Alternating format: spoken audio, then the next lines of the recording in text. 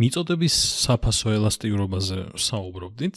და მოდი ვისაუბროთ ახლა განმსაზღვრელ ფაქტორებზე. ანუ რა შეიძლება იყოს ის ფაქტორები, რაც გავლენას ახდენს იმაზე, თუ რამდენად მგრძნობიარეა მიწოდება ფასის ცვლილების მიმართ. და ორი მაგალითი ვნახოთ, უბრალოდ მარტივი გრაფიკებია. თუ დაუგვირდებით, თავიდან რაღაც სტანდარტულ მიწოდების გრაფიკს გავს, მაგრამ სადღაც ამ მომენტიდან უკვე საკმაოდ ვერტიკალური ხდება ეს გრაფიკი მიწოდების. რაც იმას ნიშნავს, რომ მაგალითად ფასი თუ არის რაღაც მომენტში აქ და მე ვთქვათ გაიზარდა აქამდე, ანუ უზარმაზარი პროცენტული ცვლილება თუ გვაქვს ფასში, მაგის მიუხედავად შეიძლება არც ისე და შეიძლება კი არა ამ გრაფიკის მიხედვით ეგრეცაა, რომ არც ისე დიდი ცვლილება გვექნება რაოდენობაში. ანუ შეგვიძლია ვთქვათ, რომ აი ეს უბანი, ეს არის საკმაოდ არაელასტიური. ზოგადად ვერტიკალურთან რაც უფრო ახლოსაა, მით უფრო არაელასტიურია. თუ სადმე იდეალური ვერტიკალი ვიპოვეთ, მაშინ იდეალურ არაელასტიურობასთან გვაქვს საქმე. და მეორე მაგალითი, პირიქით, ანუ საპირისპირო სურათს გვთავაზობს, თქვათ, ერთ მომენტში თუ აქაა ფასი და მეორე მომენტში ოდნავ გაიზარდა, ამ დროს დრამატული ცვლილება გამოდის რაოდენობაში, ხო? ანუ შეგვიძლია ვთქვათ, რომ აი ეს მონაკვეთი არის საკმაოდ ელასტიური. ჰორიზონტალს უახლოვდება, ხო? და რამ შეიძლება იქონიოს გავლენა აი ამ ვითარებებზე, ანუ რამ შეიძლება განაპირობოს ის, რომ აი აქ მაგალითად ასეთი სურათი გვაქვს და აქ ასეთი სურათი გვაქვს.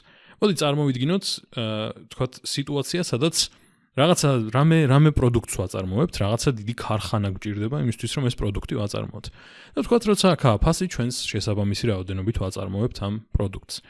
მაგრამ ფასი რომ გაიზრდება, აღმოჩნდება, რომ უბრალოდ ერთის მხრივ შეიძლება ძალიან მოკლე ვადაში მოხდეს ეს.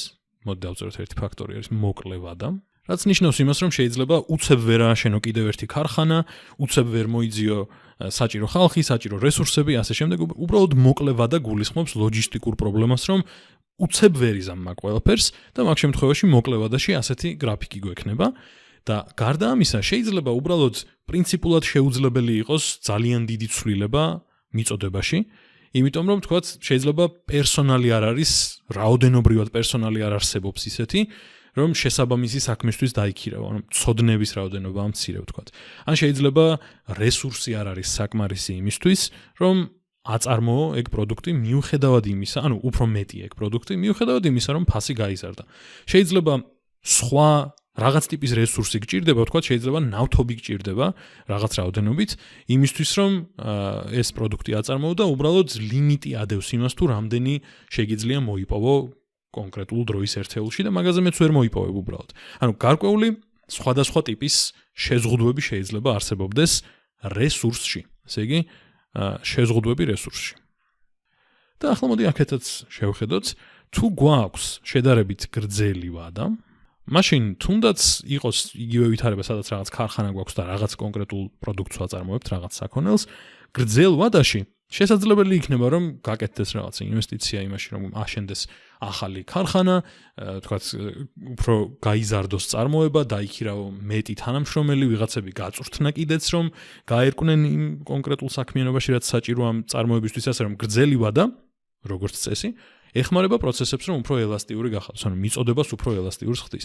და გარდა ამისა, აქ რაც ჩამოვთვალეთ, თუ ეგ არ გაქვს, ანუ თუ რესურსში შეზღუდვები არაა, და ნუ არაში რა თქმა უნდა არ გულისხმობ, რომ ნული შეზღუდვა უბრალოდ დიდად პრობლემატური შეზღუდვები თუ არ არსებობს, ანუ ასე თუ ისე მოგვარებადი თუ ეს ყველაფერი, რესურსი თუ არსებობს, მაშინ ესეც განაპირობებს იმას, რომ უფრო ელასტიური იქნება ყველაფერი. შეიძლება უბრალოდ, ფასი გაიზარდა, კარგი, საერთოდაც არ ვართ ახლოს ჩვენს ლიმიტთან წარმოების, მოდი მეტი ხალხი დავიქირავოთ, ვიღაცები ერკვევიან, რესურსი გვაქვს და მოდი ვაწარმოოთ უფრო მეტი. და ამ შემთხვევაში მიწოდება იქნება ელასტიური უფრო.